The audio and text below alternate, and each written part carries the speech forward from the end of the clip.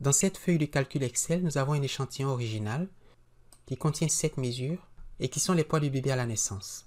Pour en tirer des échantillons Bootstrap, on peut se servir de la fonction index d'Excel que je vais maintenant illustrer. Supposons qu'on veut cueillir cette observation, la 7e observation. Donc cette observation est à la position 7 et celle-là à la position 2. Pour tirer l'observation à la 7e position, on va écrire index et sélectionner la base de données, l'échantillon initial, et nous voulons la valeur à la position 7. Excel retourne bien la valeur à cette position. À la 2e position, la mesure observée est bien 4. À la 1re position, c'est 1. À la 5e position, c'est 2.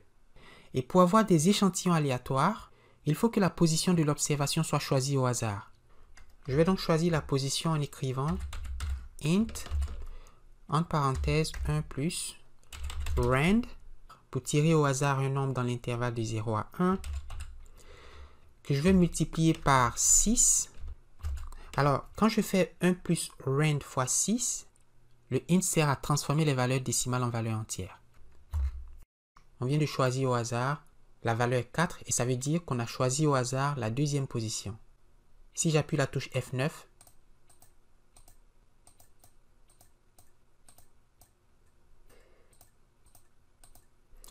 donc pour avoir nos échantillons Bootstrap, j'écris index, donc je sélectionne l'échantillon initial et je vais maintenir constant cette base de données pour ne pas qu'elle varie, et donc en ajoutant les signes $,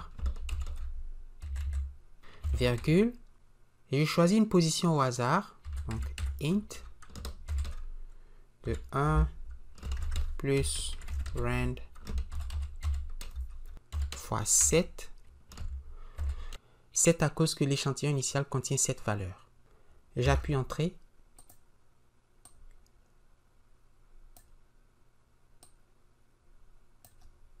Et voilà nos échantillons Bootstrap.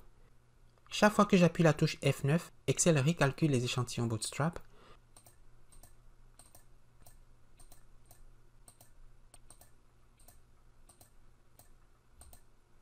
Et on peut calculer des statistiques comme la moyenne, l'écart type, la variance, le mode. Alors, regardons par exemple la moyenne, la variance, la médiane et le mode. Pour l'échantillon initial, alors la moyenne, chez moi c'est average.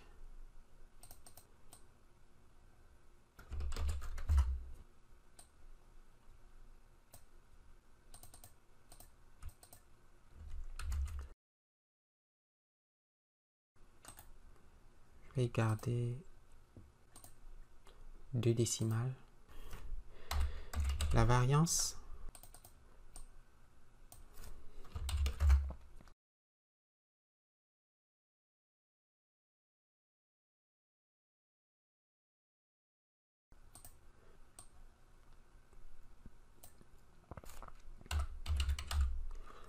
la médiane,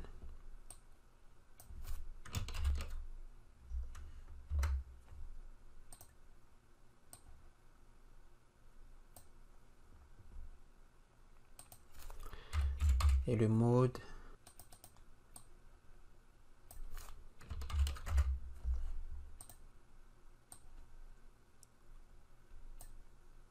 Voilà pour ces différents paramètres la distribution de l'estimateur pour 8 échantillons Bootstrap.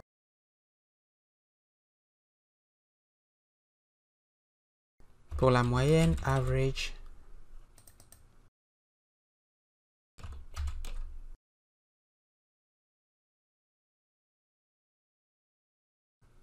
la variance d'échantillonnage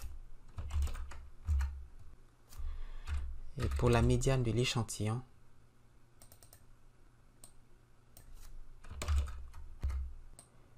il faut ensuite propager ces formules pour tous les échantillons Bootstrap. Alors, je vais mettre en évidence les estimations Bootstrap. Et pour chaque estimateur, l'estimateur de la moyenne, de la variance, de la médiane, nous voulons son erreur standard Et cette erreur standard, telle qu'estimée par le Bootstrap, n'est rien d'autre que l'écart type de la distribution d'échantillonnage de l'estimateur. Donc, standard deviation. L'erreur standard de l'estimateur de la moyenne vaut donc 0,63. En propageant cette formule, on obtient l'erreur standard de la variance et de la médiane. N'est-ce pas? On peut ensuite construire des intervalles de confiance Bootstrap. Il faut pour cela connaître les quantiles, les pourcentiles, les percentiles, comme disent les Anglais, à 5% et à 95%, puisque nous voulons un intervalle de confiance à 90%.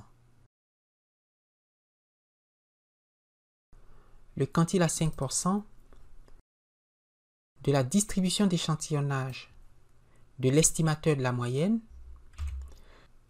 0,05, 0,05, 5%, et le quantile à 95%, percentile, dataset, 0,95, et on le fait pour la variance et la médiane. Nous interprétons ces intervalles de confiance en disant que la moyenne de la population, la vraie moyenne, la moyenne inconnue, se trouve quelque part entre 3,55 et 4,9, avec bien sûr un niveau de confiance de 90%.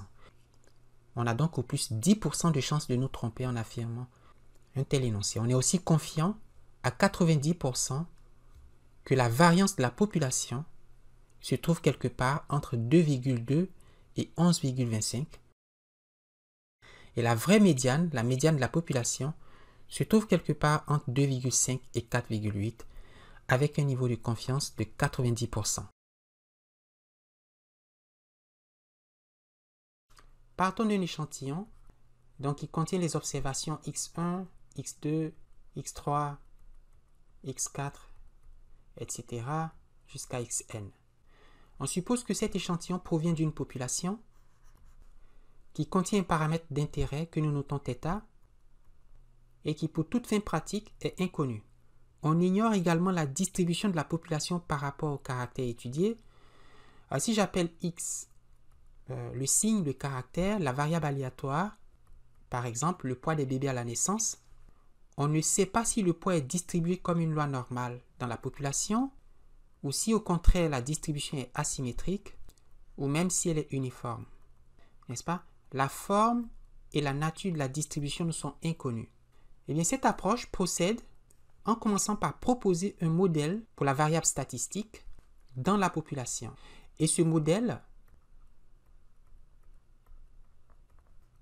repose bien sûr sur la distribution de l'échantillon. C'est pas supposer par exemple que la distribution des valeurs possibles est à peu près cette forme, ou si vous voulez la loi empirique de x. Et on veut proposer une courbe de probabilité, un modèle, une loi, que l'on prendra alors comme la loi de x dans la population. Pas dans l'échantillon, mais dans la population. N'est-ce pas? C'est un modèle statistique que l'on veut dériver à partir de la loi empirique. Alors, ça peut être la loi normale, la courbe d'une loi bêta, ou d'une loi uniforme, d'une loi gamma, d'une loi de Qui2, etc. Et donc ça, c'est la première étape. J'appelle f de x la loi proposée pour la variable x. Et donc f de x, c'est peut-être cette courbe, ou celle-là, ou celle-là. Si on va dire la courbe qui représente au mieux les données de l'échantillon. On a donc le paramètre θ, toujours inconnu, mais on dispose d'un modèle de probabilité pour le caractère statistique à l'étude. Alors prenons un exemple. Supposons que pour l'échantillon de départ, on ait les valeurs 3, 2, 8 et 5. C'est un petit échantillon de taille n égale à 4. Disons que le paramètre θ, soit on va dire la médiane, et nous avons noté θ chapeau un estimateur de θ. Nous allons calculer la médiane ou la moyenne dans les échantillons au moyen des formules classiques que nous savons. Et par exemple, pour l'échantillon initial, l'estimateur θ chapeau vaut la médiane de l'échantillon 2, 3, 5, 8, qui est au milieu de 3 et 5, et donc qui vaut 4. Et à partir de la population, nous allons construire des échantillons, comme on l'a fait pour le bootstrap et pour le jackknife, et c'est-à-dire qu'on va échantillonner la loi de proposition, le modèle statistique de la distribution du caractère à l'étude. Si c'est une loi normale, on va échantillonner la loi normale. Si c'est une loi bêta, ou gamma, ou de qui 2, une loi de Laplace, une loi uniforme, enfin bref, peu importe la loi, nous avons un mécanisme pour l'échantillonner. Alors, vu qu'on parle de test d'hypothèse, supposons que l'hypothèse nulle, H0, affirme que θ est égal à une valeur qu'on va noter θ0, et l'hypothèse alternative H1, c'est que θ est supérieur à θ0 pour un test unilatéral à droite, ou que θ est inférieur à θ0 pour un test unilatéral à gauche, ou pour un test bilatéral, θ étant différent de θ0. C'est l'un de ces tests. Pas tous les trois à la fois, mais l'un d'eux. Eh bien, sous l'hypothèse nulle, sous H0, nous connaissons la valeur du paramètre θ. C'est θ0.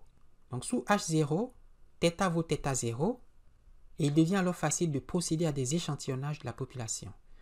Donc on va tirer un premier échantillon de taille n égale à 4, puis un deuxième de taille n égale à 4, puis un troisième, puis un quatrième, etc.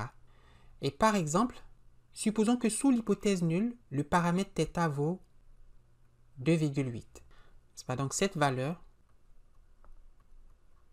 égale à 2,8, à ne pas confondre avec θ chapeau 0, qui est la valeur de l'estimateur du paramètre θ dans l'échantillon initial. Alors nous parlons de la médiane.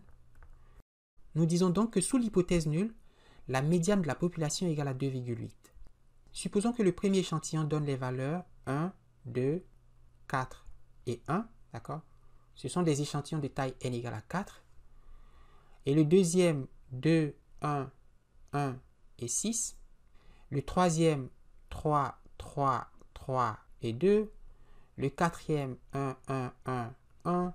Et comme on l'a fait pour Bootstrap et Jackknife, il faut calculer pour chaque échantillon l'estimateur θ chapeau. Donc on a θ chapeau 1, θ chapeau 2, θ chapeau 3, 4, jusqu'à θ chapeau, on va dire M.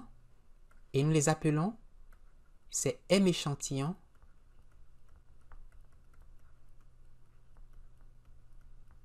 des échantillons de Monte-Carlo. N'est-ce pas? Ils sont obtenus par simulation d'une loi de Monte-Carlo. La loi en question est précisée par la courbe en rouge, qui, je l'ai dit, peut être une loi normale ou une loi uniforme, une loi gamma, bêta, enfin. On a le premier échantillon, le deuxième, le troisième, le quatrième et le Mème échantillon de Monte-Carlo. Alors, θ chapeau 1 vaut, pour le premier échantillon, nous parlons de médiane. La médiane de cette série vaut 1,5. Pour le deuxième échantillon, c'est encore 1,5. Pour le troisième, la médiane vaut 3. Pour le quatrième, la médiane vaut 1, etc. Et ce θ chapeau est bien sûr la statistique du test dont nous avons pu obtenir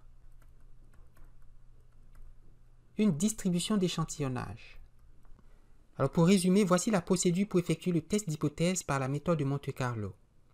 On formule les hypothèses du problème, H0 et H1. On se donne un échantillon initial provenant d'une population d'intérêt. On définit une statistique θ chapeau pour le test d'hypothèse. On prend un échantillon aléatoire, disons de taille n, de la population d'intérêt, sur lequel on calcule la valeur de la statistique du test et qu'on va noter θ chapeau 0. On propose ensuite un modèle statistique sur la population dont provient l'échantillon.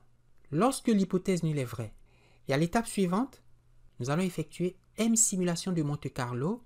À chaque simulation, on tire un échantillon aléatoire de la population dont on connaît la distribution puisqu'on a proposé un modèle, et aussi la valeur du paramètre à l'étude. Sous H0, θ vaut θ0. Pour chaque échantillon de Monte-Carlo, il faut ensuite calculer la statistique du test. On aura donc m valeurs, θ chapeau 1, θ chapeau 2, θ chapeau 3 jusqu'à θ chapeau m, et qui forment ensemble la distribution de la statistique du test d'hypothèse.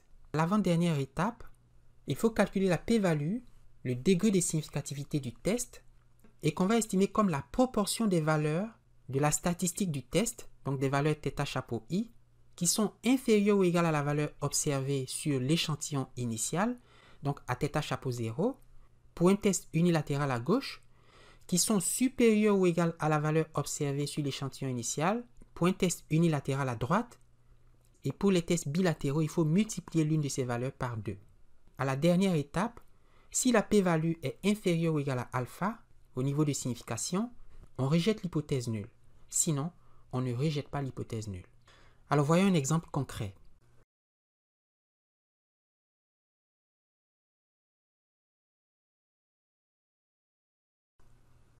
On dispose d'un petit échantillon de 4 valeurs, 3, 2, 8, 5, et on veut tester l'hypothèse nulle que la moyenne mu de la population est égale à 4,3 contre l'alternative que cette moyenne est supérieure à 4,3.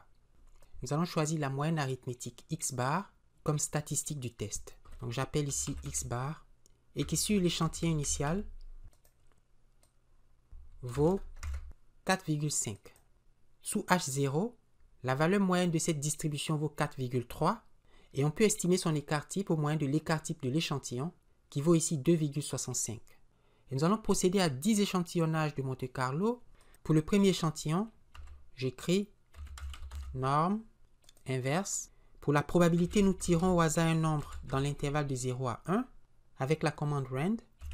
La moyenne vaut 4,3 sous l'hypothèse nulle et l'écart type estimé 2,65. Nous ciblons ce tirage 4 fois. On veut des échantillons de taille 4. Et pour les 10 échantillons de Monte-Carlo, on obtient les valeurs suivantes. On peut alors calculer la statistique du test pour chaque échantillon de Monte-Carlo. Ici, la moyenne arithmétique.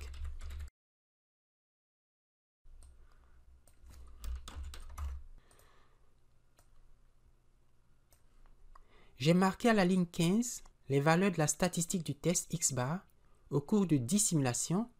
À la ligne 16, on a rangé par ordre croissant ces valeurs, d'accord, du plus petit au plus grand. Et pour calculer la p-value, le degré de signification du test, puisqu'on fait un test unilatéral à droite, l'hypothèse alternative postule que la moyenne mu est supérieure à 4,3. Il faut calculer la proportion des valeurs de la statistique du test qui sont supérieures ou égales à la valeur observée sur l'échantillon de départ, donc à 4,5. Pour savoir si la statistique du test est supérieure ou égale à 4,5, nous allons écrire la commande égale if cette valeur de la statistique du test est supérieure ou égale à 4,5, alors oui, donc 1, sinon 0 pour dire non. Et on va propager cette formule. On voit qu'il n'y a que 2 valeurs dans la distribution de la statistique du test qui sont au moins égales à la valeur observée sur l'échantillon.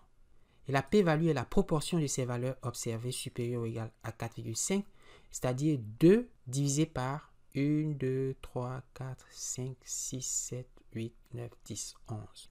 2 divisé par 11, ou encore, on fait la moyenne, average, de toutes ces valeurs, ce qui donne 0,18. Le degré de significativité du test est donc de 18,2%, et cela veut dire que si l'hypothèse nulle est vraie, il y aurait 18,2% de chance d'observer une valeur au moins aussi grande que 4,5. 0,182 est supérieur à 0,05. On ne peut donc pas rejeter l'hypothèse nulle. Il faut conclure qu'au seuil de 5%, il n'y a pas assez de preuves pour rejeter l'affirmation que la moyenne dans la population est égale à 4,3. Vraisemblablement, cette moyenne vaut 4,3, ou disons inférieure ou égale à 4,3, mais certainement pas supérieure à 4,3. Du moins si on s'en tient à cette simulation de Monte-Carlo. D'accord ? Ce résultat statistique ne vaut que pour cette simulation.